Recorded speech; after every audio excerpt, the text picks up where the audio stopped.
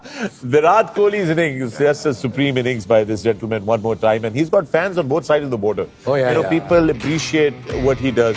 और कोई मेरे ख्याल साल पहले वकार वसीम हमने अपने जो ओरिजिनल प्रोग्राम था हमारा उसमें हमने जिक्र किया था जब मैंने कहा था कि ये किंग नहीं है, ये किंग कोहली वाला नहीं है, ये एम्परर वाला स्टेटस है। Under pressure running between the wicket and तक दुक्के पे दुक्का लिए जा रहा है और दैट शोज द और 50 ओवर फील्डिंग कर चुका है। पागल है।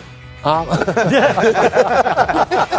look at the king man, the emperor is top of the master। लग रहा है मेरी ये लांछा आ रही है नहीं। भारत की ब्रिगेड थी इन एक्शन, ऑस्ट्रेलिया की टीम हमेशा अच्छा खेलती है, सो ठीक है भरपूर तो प्लेयर्स नहीं थे ऑस्ट्रेलिया के, मगर फिर भी ऑस्ट्रेलिया है।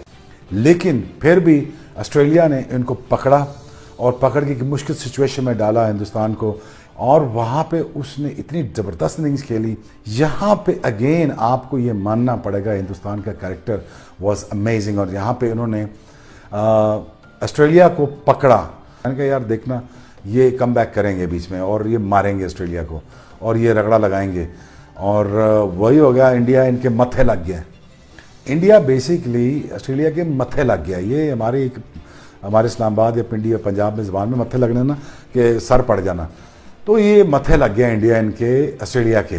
दोनों से तगड़ी क्रिकेट हो रही है, लेकिन अगेन आप ये देखिए दोनों के कैरेक्टर्स एक दूसरे के स्किल्स आपस में टकरा रहे हैं, और टकराने के बाद आपको ये नजर आ रहा है कि दोनों लड़ रहे हैं, जान से लड़ रहे हैं। इसलिए लड़ रहे हैं कि जब हर महीने के बाद भारत हमसे 12 महीने आगे निकलता है, because of the skill work, because उनकी क्रिकेट की game awareness, because of the talent उनके पास जो है डग आउट में है या बेंचेस पे बैठा हुआ है, वो हर एक महीने के बाद हमसे 6 महीने आगे निकलते हैं।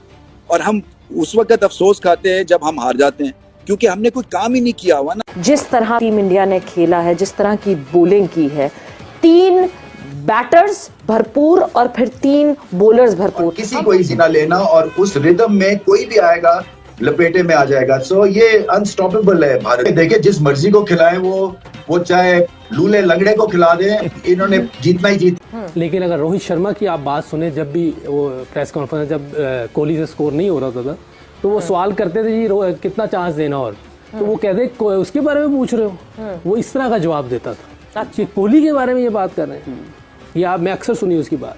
तो वो उसको पता था, रोहित शर्मा को खुद बहुत बड़ा प्लेयर था, उसको पता था कि कोहली क्या चीज़ है।